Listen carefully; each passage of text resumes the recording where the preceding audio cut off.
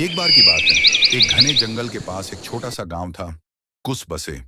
गांव छोटा था लेकिन वहां के लोग बड़े दिल वाले थे। सब कुछ शांत था।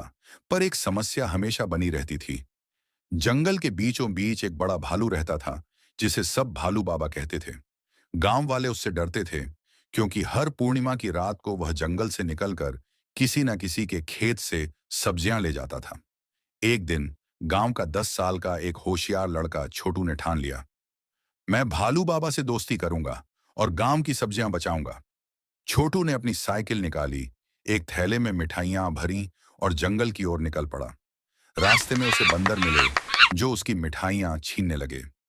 छोटू ने मुस्कुराकर कहा, एक एक मिलेगी, लेकिन पहले मुझे भालू बाबा तक पहुंचने दो। बंदरों को मजा आया। वे उसके गाइड बन गए। जंगल के बीच में पहुंचकर भालू बाबा गरजे, कौन है तुम? छोटू बोला, मैं कुस बसे का छोटू हूं। सब्जियां चुराना छोड़ दीजिए। आप भूखे हैं, मैं जानता हूं, पर दोस्ती में सब कुछ मिलता है। भालू बाबा हैरान रह गया। इतनी हिम्मत किसी में नहीं थी। उसने मिठाइयां खाई, हंसा और बोला, मैं तो अकेला हूं, बस सब्जियों में प्यार मिलता था, लेकिन तू दोस्ती लेकर आया है।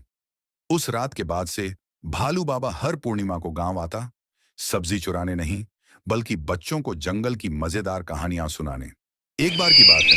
एक घने जंगल के पास एक छोटा सा गांव था। कुछ बसे। गांव छोटा था लेकिन वहां के लोग बड़े दिल वाले थे।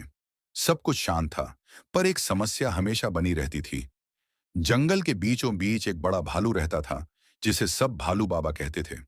गांव वाले उससे डरते थे, क्योंकि हर पूर्णिमा की रात को वह जंगल से निकलकर किसी न किसी के खेत से सब्जियां ले जाता था।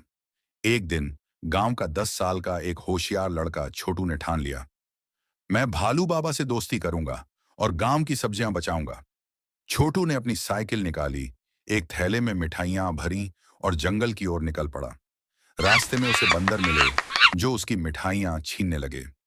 छोटू ने मुस्कुराकर कहा, एक एक मिलेगी, लेकिन पहले मुझे भालू बाबा तक पहुंचने दो। बंदरों को मजा आया। वे उसके गाइड बन गए। जंगल के बीच में पहुंचकर भालू बाबा गरजे, कौन है तुम? छोटू बोला, मैं कुस बसे का छोटू हूं।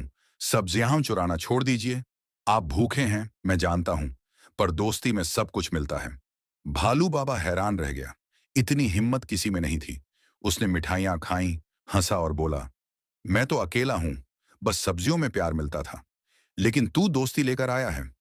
उस रात के बाद से भालू बाबा हर पूर्णिमा को गांव आता, सब्जी चुराने नहीं, बल्कि बच्चों को जंगल की मजेदार कहानियां सुनाने।